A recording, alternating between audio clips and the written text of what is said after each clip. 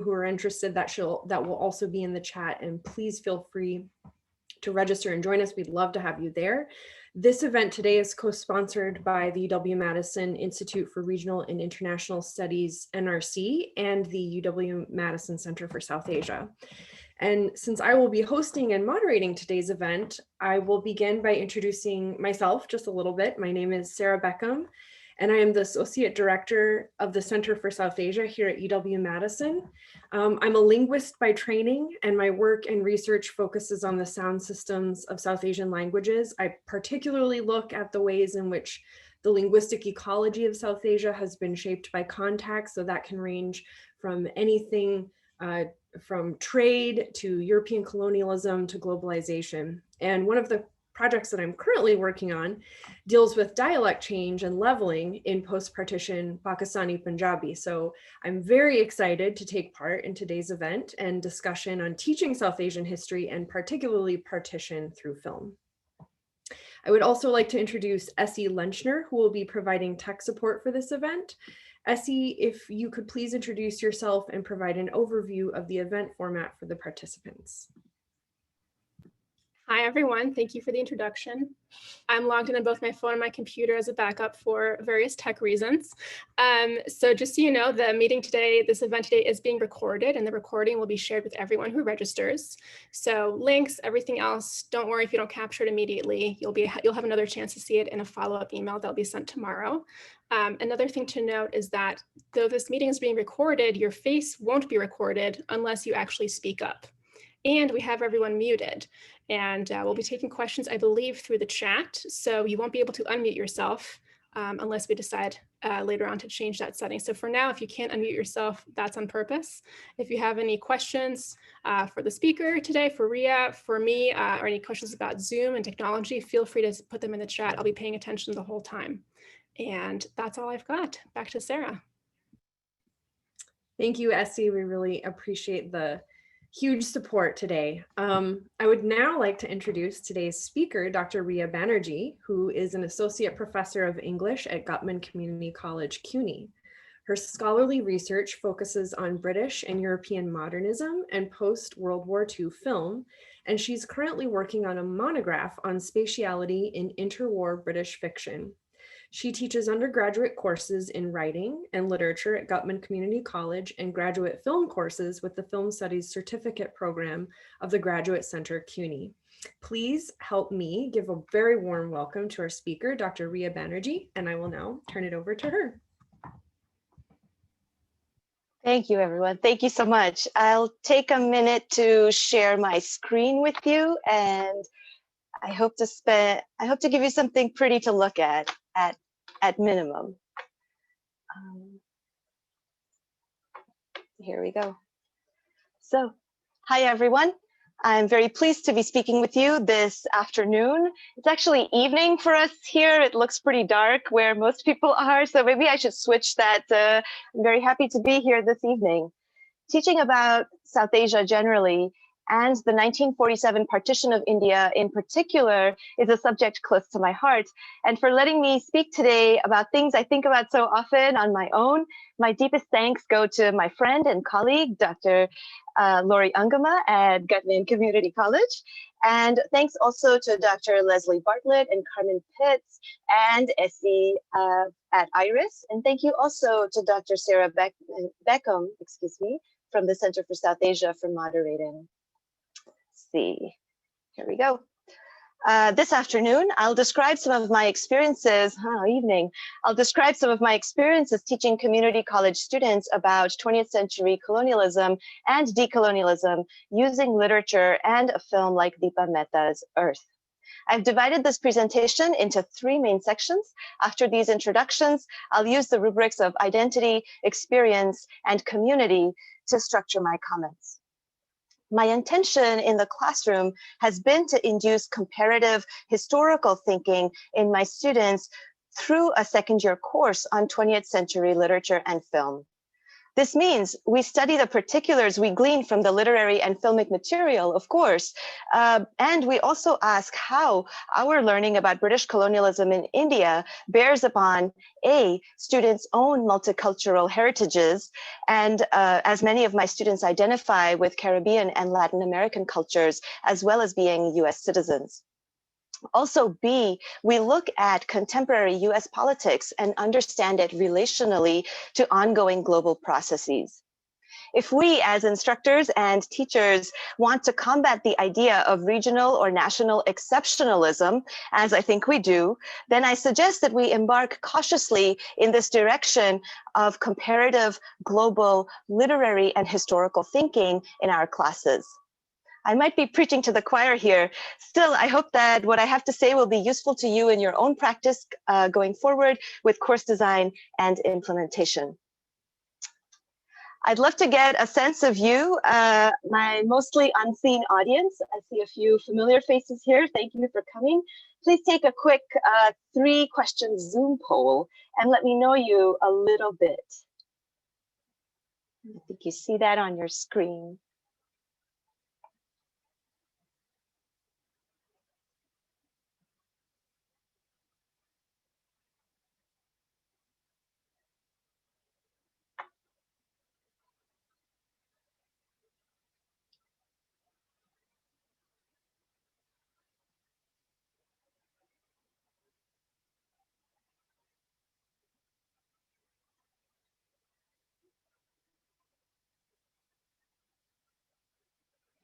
You guys are even quicker than I anticipated. I thought this would take like a couple minutes. Great, we're almost there. So I think you can see the poll results on your screen. Maybe I'll just wait a couple more minutes or a couple more seconds.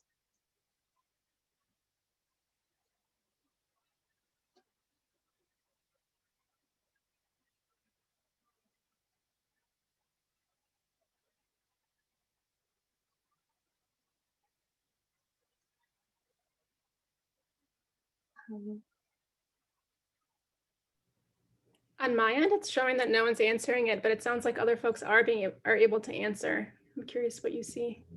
I'm seeing that 30 people have answered it. So if that's okay, I might end the polling and share results, I think.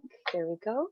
I believe you can all see the results. Most of you are community college instructors. Great. Some of you are high school teachers. Some are from teach at four-year colleges. Most of you do not regularly teach about South Asia.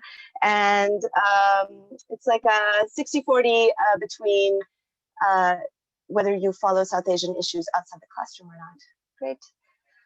So I think that, well, so I'll go back to my talk now. I'll do my best to keep the results in mind as I go through my prepared comments today. And I look forward to the Q&A at the end. So here we go. Part 1, identity. You will notice a lot of I statements in this presentation, as my training in culturally responsive pedagogy encourages me to clarify my background in academic culture as much as my ethnic, class, and cultural roots. When I teach, I am strongly influenced by how I was taught film in graduate and undergrad classes. My undergrad training in anthropology and my experiences as a foreign student in the US are also at play here. Lastly, Katarzyna Marciniak and Bruce Bennett's 2016 book called Teaching Transnational Cinema also shapes my comments this evening. I believe you're going to get a copy of the introduction to Marciniak and Bennett's book in the packet that was mentioned at the beginning, and you'll see that I quote from it, and all the quotations are pulled from that same chapter that you'll get. So to begin, I'll share some of my answers to the poll questions to show how I'm weaving theory and practice together with the materials that I've chosen for my courses. So I was born and brought up in Calcutta, India, in the late 20th century when economic liberalization radically changed the place that I call home. Today's India looks quite different from the one of my childhood, for better and for worse, and a recent movie like Masan captures some of the huge social changes the country is going through. The ideological upheavals in contemporary India are not at all the same as the challenges facing the US today, but the comparativist in me finds some consonances and similarities in both countries related to changes in what we mean by a national culture. I found that my students often see such parallels in the classroom and bear out my hunch that there is something to be learned by comparing national situations with caution and plenty of contextualization. As mentioned, my research is primarily in British literature from the early 20th century, namely Anglo-European modernism. My film studies training is in film noir and Italian neorealism. For a long time, South Asian literature, film, and media were what I consumed in my spare time, on the side, especially when I was homesick. Despite my interest and knowledge of cultural material, I hesitated to focus on South Asia within the classroom, both as a student and an instructor. I was hyper-conscious of what Marciniak and Bennett name the, quote, usability of the foreign pedagogue as a token multiculturalist. And I have only slowly moved to recognize the accruing benefits of my cultural identity within US academia's own strongly held culture and values. I have now increasingly come to believe that multicultural coalitions with my colleagues and students are potentially very useful for encouraging higher order learning and academic development in students and for the overall health of our institutions as a whole. In college, I was an international student from an educated, urban, middle class, post-colonial, trilingual background. I felt on solid ground making scholarly claims about, say, T.S. Eliot and his long poem, The Wasteland, more than I felt with an almost equally famous Indian Bengali poet, Rabindranath Tagore. Today, I know that my colleagues in translation studies and international studies theorize responses like mine, which are quite normative. But as an undergrad, I cemented myself into a certain resistant position that I later had to break out of in the interests of better student engagement and better pedagogy. One quick example of my dilemma. Talking about Bengali culture in the US Academy presents me as a so-called authority to Anglophone audiences, even when I am not an actual insider to the culture in the way an anthropologist would understand the term. It's as if I were to speak for everyone in the Midwest after having grown up in Milwaukee or Madison or St. Paul. My experiences might partially overlap with those of someone from Iron River, Wisconsin, but there would be a lot that would remain opaque to me. Has anyone been there? Maybe you can tell me in the chat later on. I have, many times. All of this to say, imperfect cultural authority gave me a lot of trouble. Marciniak and Bennett recommend that instead of flattening or obscuring such cultural complexities, we who do international studies use films and other cultural documents at hand to expand the moments of not knowing that we encounter into pedagogical tools. To give up authenticity claims about cultures in the classroom, give up the surety of knowing X and Y, and focus on what a film can tell us, what it does and does not question, and what it can and cannot represent. This is what my course on 20th century colonialism tries to do. To avoid too easy parallels across historical materials, but also to find some consonances between global political structures of hierarchy and control, while keeping an eye on the US present that we inhabit and the national future. There's my guy. India as a set of touristic tropes and images dominates the US understanding of South Asia. Even though the region is made up of 5 other countries and a cornucopia of languages, cultures, and religions. You might have had this experience, or maybe not, but you will in future. Bringing up South Asian cinema outside of specialist contexts, we almost invariably bump into the monolith of the Bollywood film industry. In fact, my students are often sorely disappointed when they bring up Bollywood, especially the weddings. It turns out very few people actually want to hear me rambling about religious differences and regional films and all the rest of it. The touristic tropes about the subcontinent are hard to shake off, even for people who have been there or are from there. I remember my first few weeks at college in the US. My freshman roommate's dad asked me if it was hot where I came from. I mean, it is. It's sticky and humid for most of the year in Calcutta. But my friends from Darjeeling or Shillong, just about 2 hours away by plane, live next to the Himalayas in a completely different climate and culture. I have Indian friends who are green-eyed, curly-haired, much darker skinned than me, and also much lighter. I know Indians who are Christian, Muslim, Jewish, Armenian, or from Dalit castes that my own great-grandfather would have sadly considered untouchable. The Hindu-Caste System, which is often the only phrase that my students associate with Indian culture overall, continues to be fraught for me. First, because of rising fundamentalism in Indian politics since the 1990s, and second, because I myself am an upper caste person who eschews casteism, and yet I benefit from my cultural markers and how people read me and my last name. Marciniak and Bennett make the point that is obvious to many of us, saying that the question, where are you from, is never innocent or neutral. And so it falls to me, to us as instructors, to emphasize what is shown on screen and also what is left out of the frame, unrepresentable or implicit. To highlight the use of foreignness as a fictional trope and the real experience in the classroom lets us then consider the limits of comparative thinking. This has been very useful for me. Another way to say the same thing, instruction is about making things legible, but many parts of experience and artistry are not precisely legible or easily indexed. And our classrooms should ideally accommodate both what is solid and what melts into air. As I transition into the second part of my presentation, on the slide you are looking at, first I've listed a fantastic novel by a middle-class urban Bengali like myself, Amitav Ghosh. Sea of Poppies from 2008 is Ghosh's sixth novel, and I bring it up among many others because it fictionalizes 19th century British rule in India and the opium trade that made many British, American, and Indian traders extremely wealthy.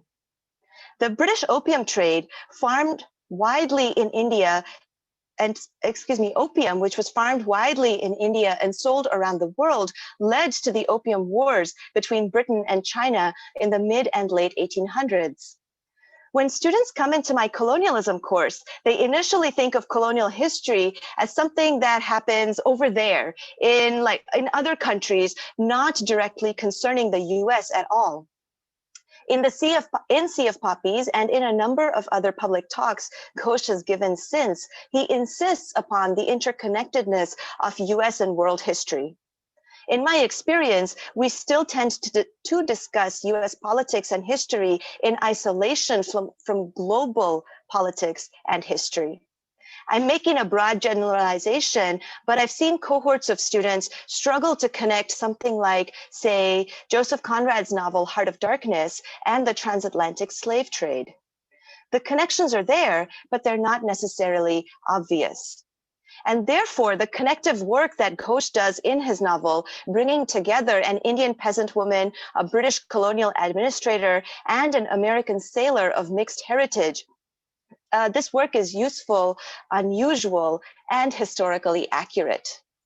Elsewhere, Ghosh reminds us that Harvard, Yale, and other old and elite institutions of higher education in the US were built from proceeds of opium sales. Again, his claim is not historically contentious, but we, or maybe I should say I, am not used to thinking of the US as involved in the colonial history that is my inheritance. Nor am I quite used to thinking of the US as a settler colonial state, as I have been reminded of as a historical truth by many indigenous philosophers and activists, and also academic historians, including Howard Zinn, whose amazing people's history was an eye-opening read for me many years ago. Ghosh's novel and his work speaks to my interest in using a comparative lens when teaching about 1947 partition of India and the huge price paid in terms of human lives and economic losses. In other words, I want to move from thinking about situations over there, to understanding ourselves organically related to each other as individuals, of course, but also as part of larger political entities that operate on a globalized scale and are bound together through economics and violence, the two twinned nodes of power. Continuing the theme of organic interrelations and consonances between very different experiences, I've included two other works by authors who are less prolific than Ghosh in case they are of interest. Sujata Gidla's work is a memoir that discusses her experience growing up as a poor and lower caste woman in South India and her first experiences after migrating to the US. I believe she was a subway train conductor in New York while she wrote Ants Among Elephants. She may still be, but I'm not sure.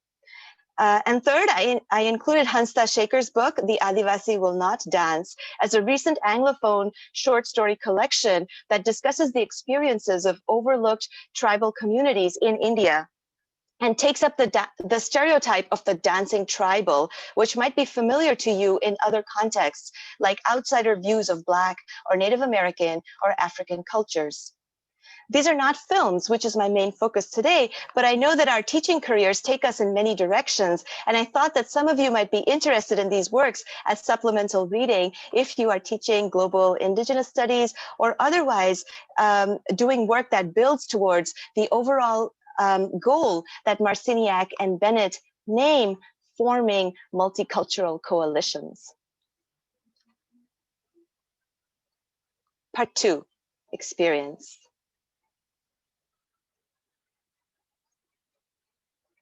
To begin this section, here is a bit from Marciniak and Bennett that was music to my ears. Especially now in November of this pandemic semester, I feel that we could all probably do with some words of affirmation. In their introduction, they write that teaching is an optimistic, utopian practice that imagines better futures and is designed to equip students with the tools to shape these social futures. They add, teaching is a creative practice that, like film, can engage, inspire, and motivate students to action. My college has an explicit mission to further social justice through our curricular and extracurricular work, but I think this articulation works well for a variety of campuses and personal viewpoints. It's true, sometimes the main action I want my students to take is to turn in their response papers. But hopefully, in the longer run, this material remains lodged in their minds somewhere on their paths of lifelong learning. Throughout the content we teach and the conversations we have, I believe that all of us here want to inspire, motivate, and otherwise equip students to be agentic citizens, even if we are sometimes too exhausted to remember it. Now I'll turn to the specific course I taught and the module I designed around the movie Earth. I think the link to my course site is going to be in your chat. As I go through this section, you might find it useful to look at a public version of my course site. The link is on your screen and it's also in your chat. There's a password, which is this month, November, with a capital N. I redacted some materials from this page related to specifics of my students and campus, but I left the outline intact and included some of our other reading materials to give you an overall sense of the course. Of special interest to this group might be the page named Films and Media, where I compiled a list of movies and other cultural materials related to colonialism. My students did an independent project from the list of films in which they chose one they like. They found the DVD from our university or the public library and wrote a short response paper after watching it. It was a sort of easy, low-stakes way to make sure everyone knew about interlibrary loan and reminded them about the library before the final research project came around. On the same page at the bottom of Films and Media, you will see a gray box titled Mentioned in Class, where I listed books and movies that came up in our discussions. You're all welcome to these materials, and please let me know if you use anything from there or if you have compiled similar resources yourself. I'd love to talk more.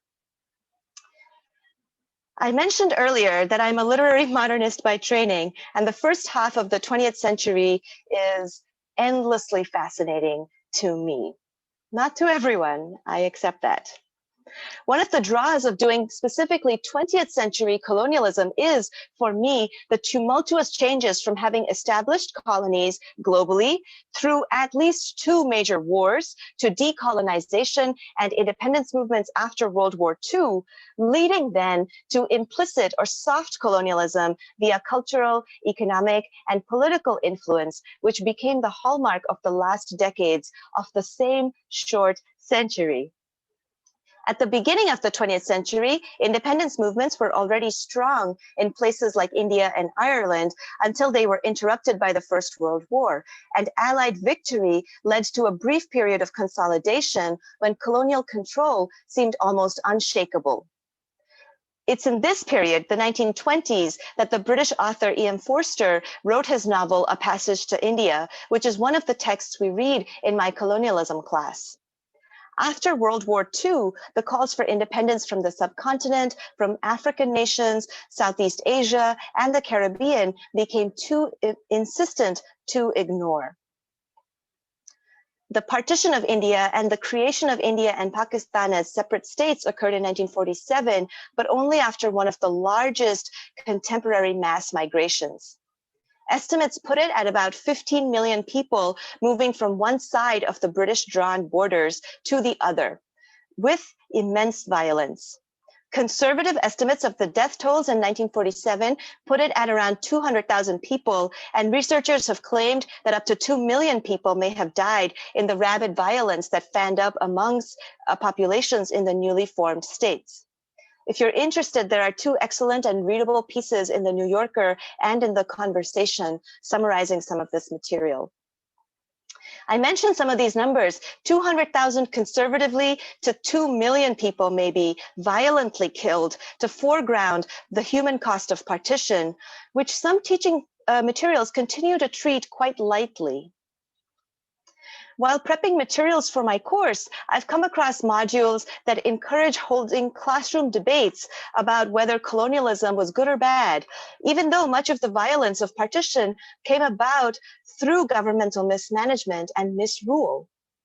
Even this summer in England, there was a lot of resentment among colonial apologists about imperial statues being toppled, folks claiming that British rule just wasn't that bad. Some of that rhetoric in the UK tended very close to the arguments I heard here in the US, supporting the preservation of statues in the South, and the public debates were equally contentious and ongoing. For me there is no way to teach this material lightly.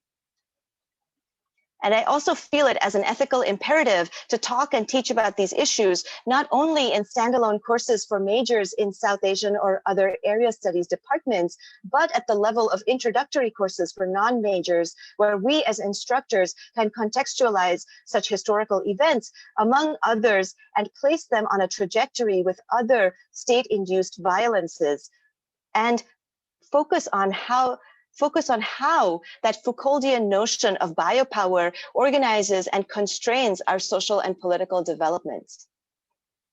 So far this afternoon or evening in my presentation, I've touched upon the forced migration of Native Americans in the US. I've asked you to keep in mind the transatlantic slave trade and Belgian colonialism in the Congo. I've mentioned the Caribbean, which I hope will remind you of sugar plantations.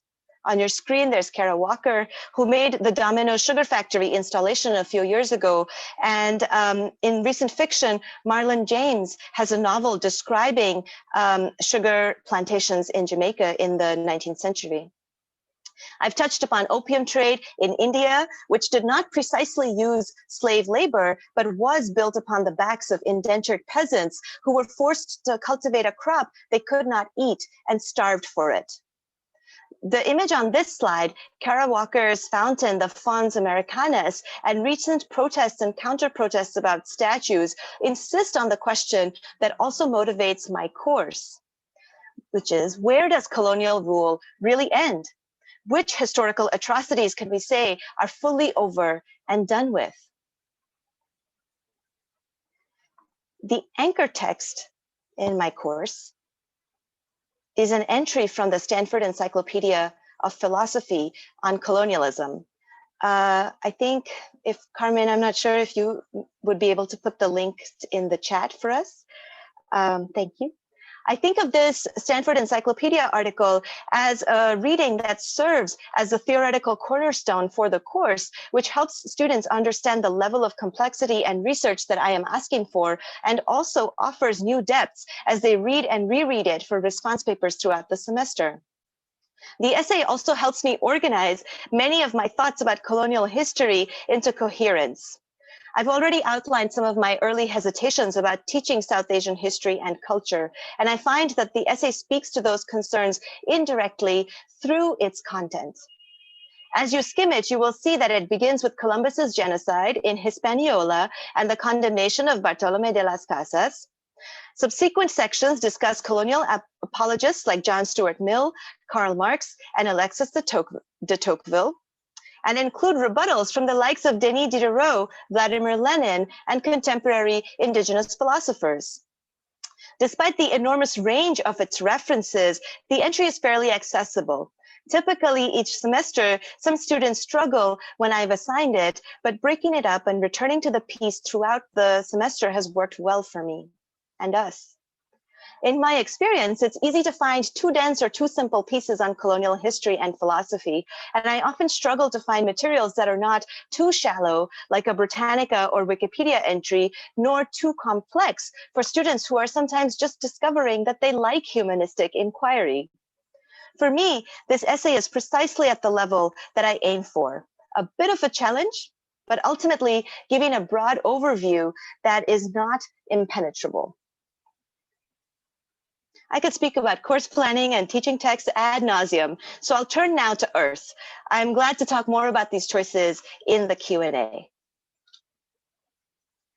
Deepa Mehta's movie Earth is a movie set in Lahore, Pakistan, and dramatizes the story of a young Parsi girl, Leni, as she and her wealthy anglicized parents navigate the horrible transition to statehood that is the partition of India, wherein the subcontinent goes from a single colony under the British into the modern states of India, Pakistan, and East Pakistan, a state that was freed again in the 70s and renamed Bangladesh.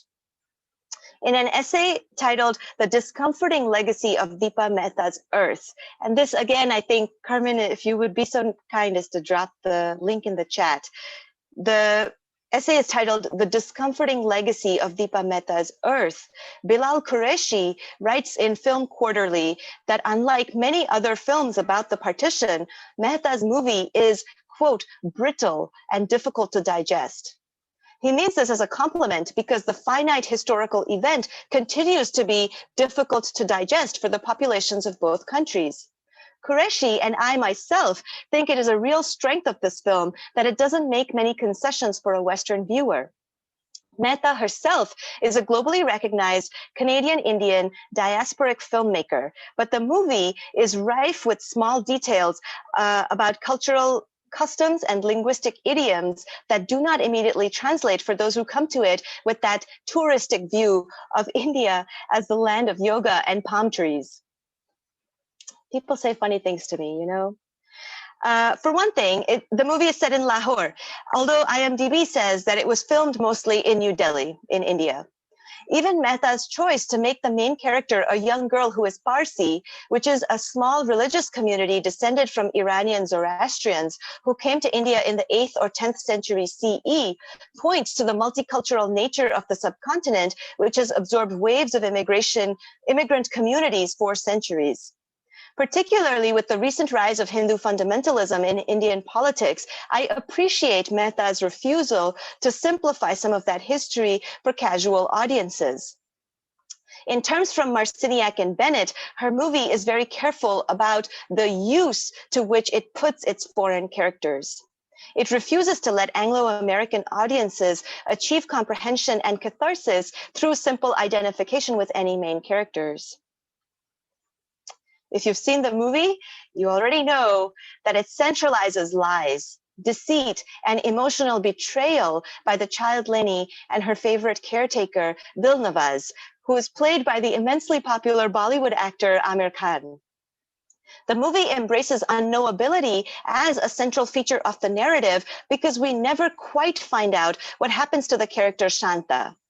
By making the whole story hinge upon a narrative crux that we cannot know, it asks multicultural audiences, especially classroom audiences, to think deeply about the extent to which literature and historical records can explain events of massive human cruelty and the point beyond which no critical thinking can get us.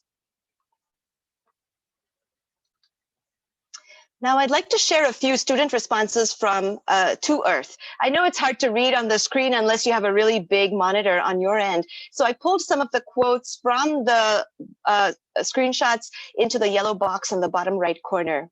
Please keep in mind that these are pulled from 20-minute in-class writing exercise, from one single 20-minute in-class writing exercise, where I asked students to log into our course eSpace and write and comment on each other's initial impressions after we watched the movie together.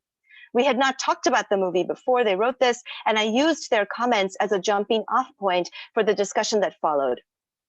I always kind of hesitate to share student work publicly, even anonymized samples, because so much of how we read depends on the context of the course and the kind of framing that contents of the course and the teaching moment, right? But I think these samples work well as the preliminary results of the kind of framing I've suggested to you this evening. In them, we see students who are new to Indian politics and culture making moves from the personal to the political, relating the love triangle and interpersonal friendships they saw in the movie to the larger political events that we had studied. In this first slide, I'll show you two. In the first slide, the first two comments called for more friendship and peace. Understandable if you've watched the movie, right? The third comment points to the challenges that Lenny herself faces as an anglicized Parsi growing up among Hindu and Muslim adult caregivers whose cultures are very different from hers. And you have the quote over there at the bottom of your screen. I think in part, this student was writing from his own experiences growing up in a multicultural environment in New York. Without my prompting, and I have to clarify, I did not ask students to relate the 1947 partition or Mehta's movie to USA in 2019. But you can see on this second slide that students are relating the issues they care about in the present with the historical situation they watched on film. In the previous slide, the student mentioned cultural appropriation and US racial politics, while on this slide, two voices make a very different case. Extrapolating from the final scenes where Lenny and her mother fail to outrun the mob, my students argue that today, again, we too quickly demand that everyone have explicit and correct stances on every issue without allowing our friends or public figures to, quote, stay away from the drama. I'm quoting from my student over there. In the class discussion that followed, students talked in more detail about other situations in which they were pushed into one of two sides of a heated argument when they didn't fully agree with either. They found the historical situation intolerable, dangerous, and very easy to weaponize into an us versus them reduction that did not consider all the real complexities of the situation.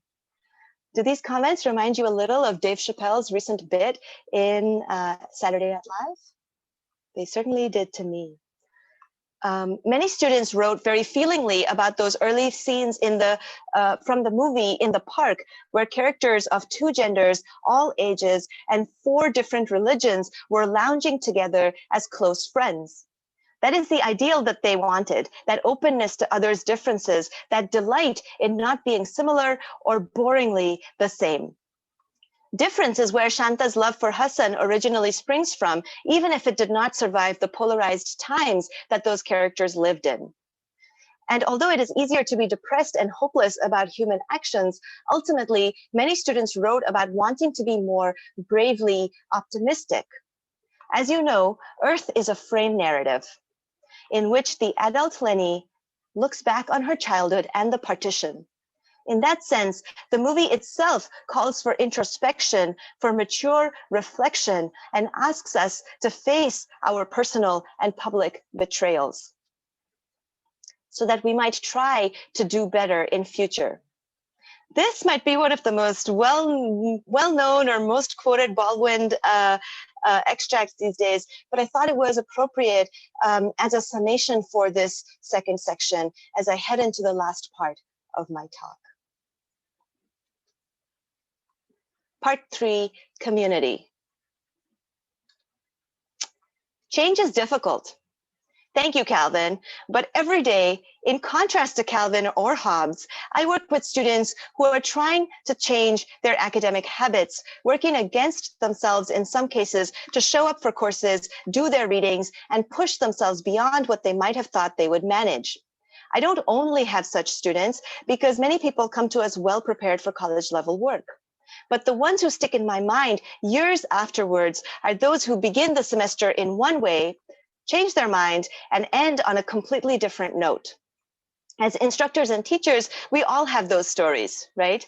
The students who asks on the first day if she really has to show up to class and then maintains a perfect attendance for the rest of the term because she falls in love with the course. Or that student who just wouldn't stop playing video games all night, missed classes repeatedly, and did so badly, but comes back 2 years later saying he appreciated that bad grade in your class as a serious wake-up call. That kind of immense effort and will to change is emotionally destabilizing. It is so much work. And our courses should support these amazing efforts, not because diversity looks good on a syllabus, but because through culturally responsive pedagogy, we can better support students as they move along in their educational and academic journeys, which are, we hope, lifelong. And I just want to point out that on this image made by some Turkish colleagues, they've included Gloria Ladson-Billings over there, who I believe taught at Madison for many years. Excuse me, now I've lost my place too.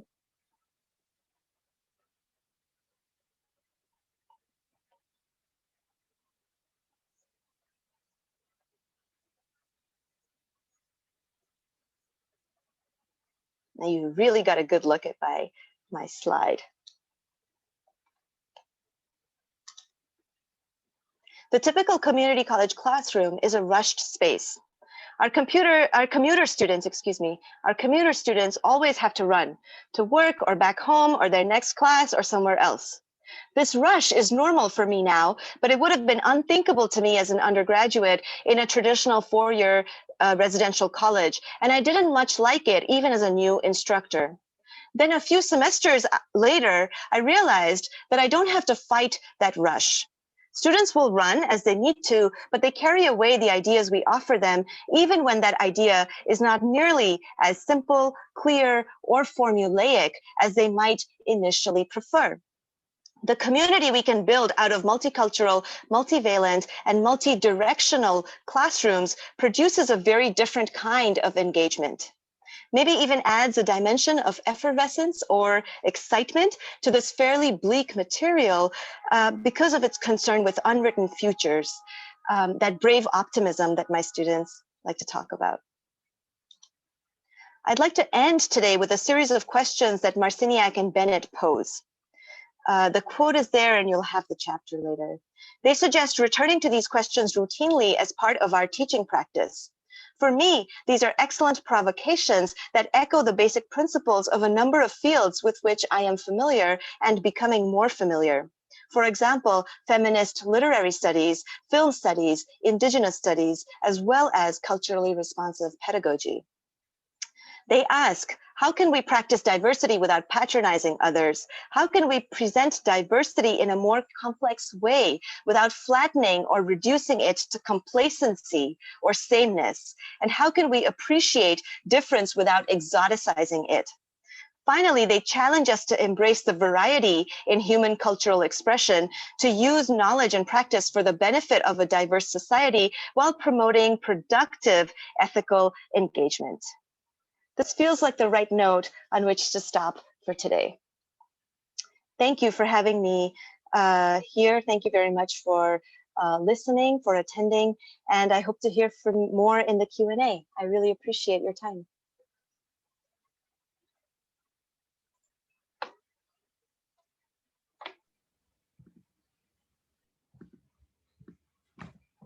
Thank you, Dr. Banerjee. I think that I speak for everyone in saying thank you for such a wonderful talk.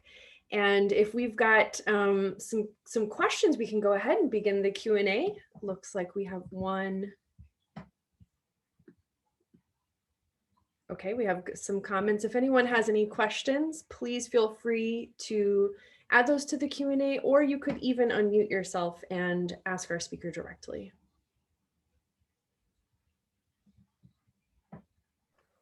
May I ask a question? Please go ahead.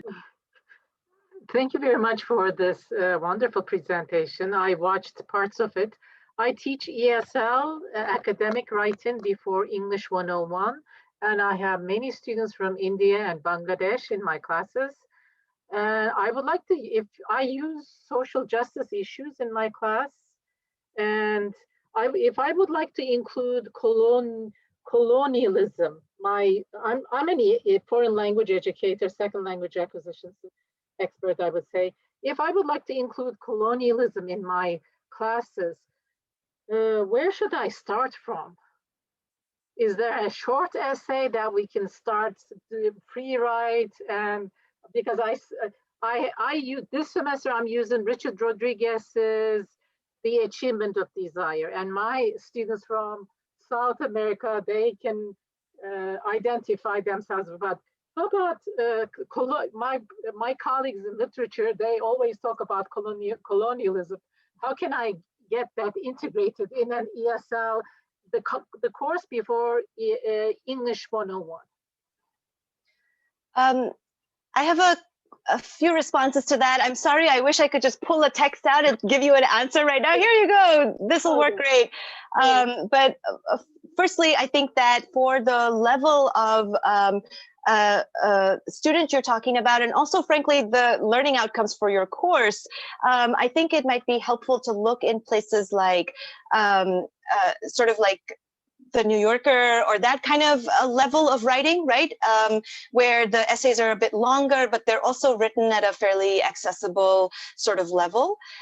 Something that I would like to kind of encourage you to do is to let your students actually make the connection that you are asking for.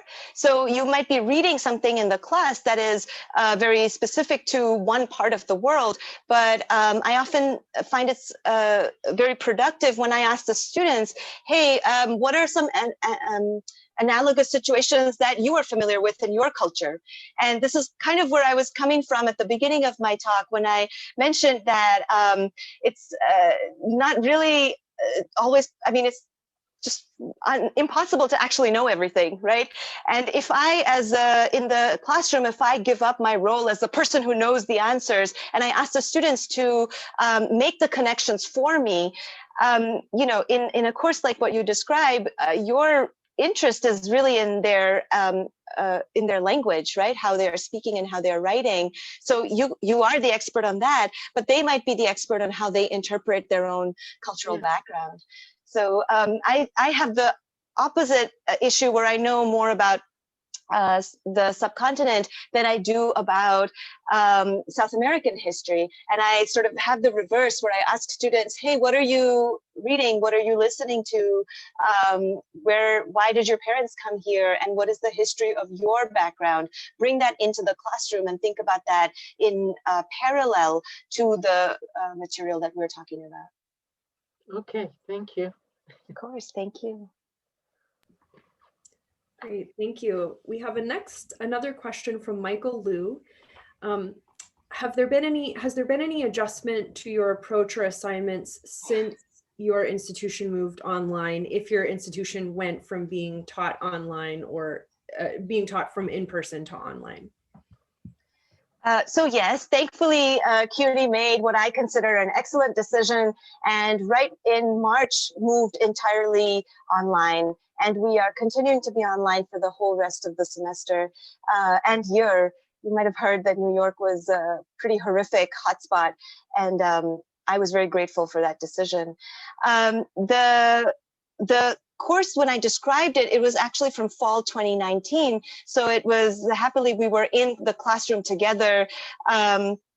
And we could watch films together. There's a different kind of conversation that happens when we can be in person.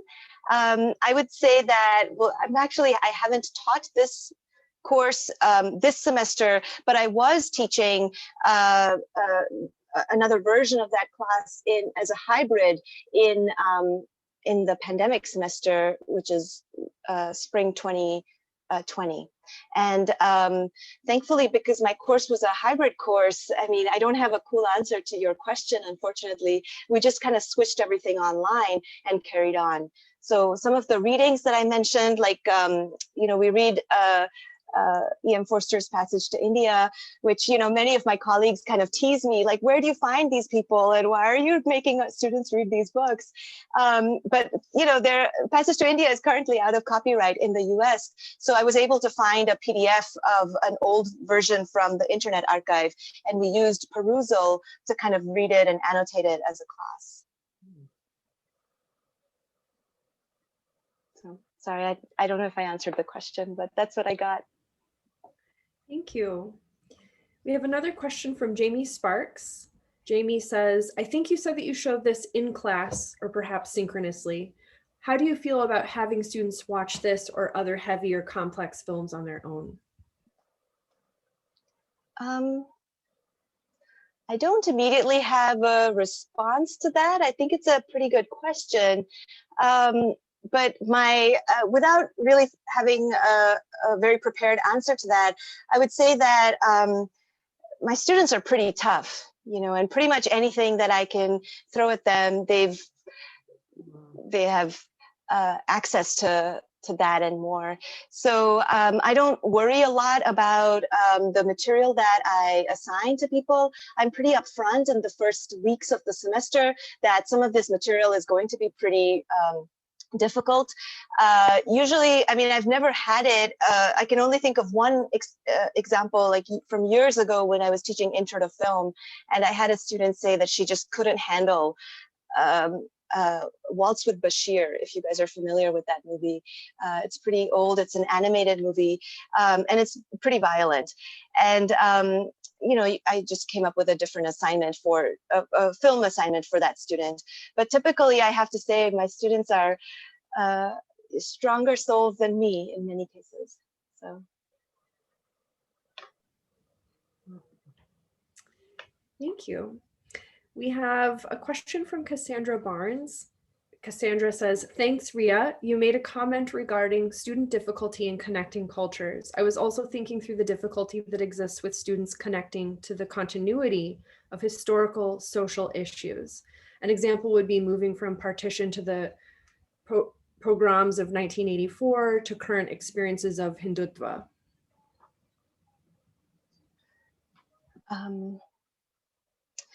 Cassandra, hi, Cassandra. I think my way of dealing, what you're talking about to me sounds like scope creep, right? Because I am on the one hand suggesting that that historical events, particularly very violent historical events, continue to have sort of ripple effects and percolate throughout the culture for like generations to come.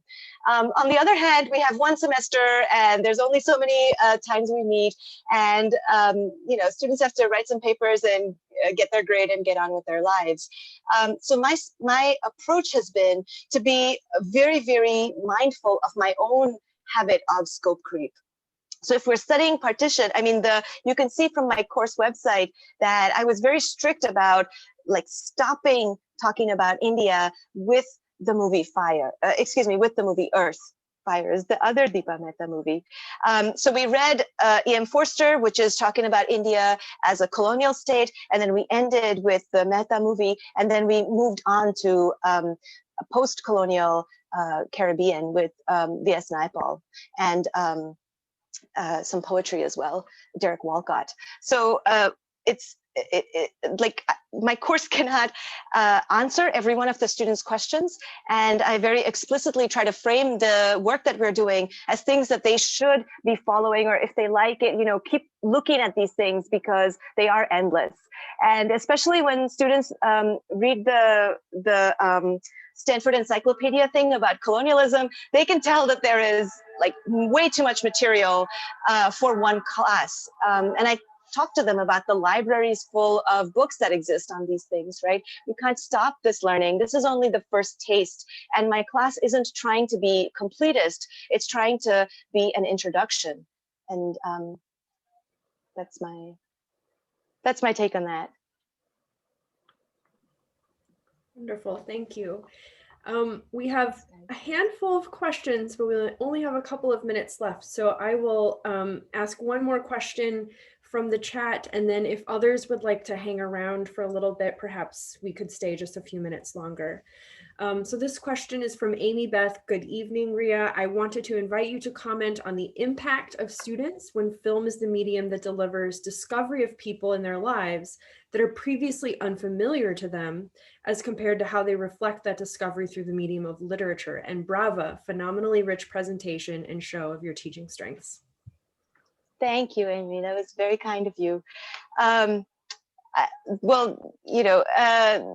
I'll say this quickly, that in my experience, I think that film has been more, it's been an easier in, right? So I was mentioning that sort of independent study or independent project that I have my students do, where they go into that tab films and media on my course website, and they just pick one of the movies and they watch it. They actually do that pretty early in the semester when they're still trying to figure out, like, should they put their full energy and all the attention that I demand into the class, right? So at the beginning of the semester, I have the Stanford Encyclopedia reading, which is pretty dense, but then the other work that students are doing is kind of like the little sugar that makes the other bitter pills go down. And I certainly think that film has benefits like that. Just because it's finite, it's like 2 hours and you're done, right? And we're all in this sort of mindset of when is something finishing? But I have to say that every semester, at the end of the semester, I ask my students to write a self-reflection.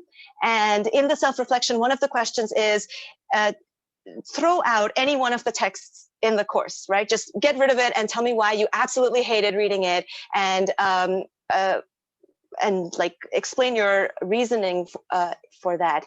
And never has a student so far said that they didn't want to read Passage to India or they wanted to throw it out, and never have they said that they wanted to throw out the colonialism essay. They certainly say that it was hard and they they're tearing their hairs out, but I don't know if it's because I'm so transparently in love with like E.M. Forster, or if there's some other reason for what's going on.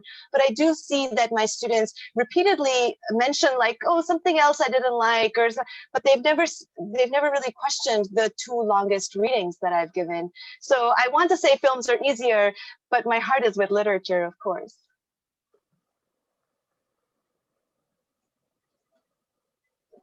Thank you so much. Before we conclude the event, I would just like to remind everybody that Carmen and Essie will be sending out all of the resources and the materials which were covered today in Dr. Banerjee's talk, as well as links to the upcoming events. And Monday, we will also be, just a reminder, we have the Night Diary, which is a South Asia Book Award, honorable mention, youth literature novel. And our speaker, Zara Chaudhry, will be discussing teaching partition through youth literature. So please feel free to join us. We welcome you. And with that, I'd like everyone to join me in thanking our speaker, and please feel free to unmute yourself and thank her directly. Yay! Yeah, thank you very much. Thank you.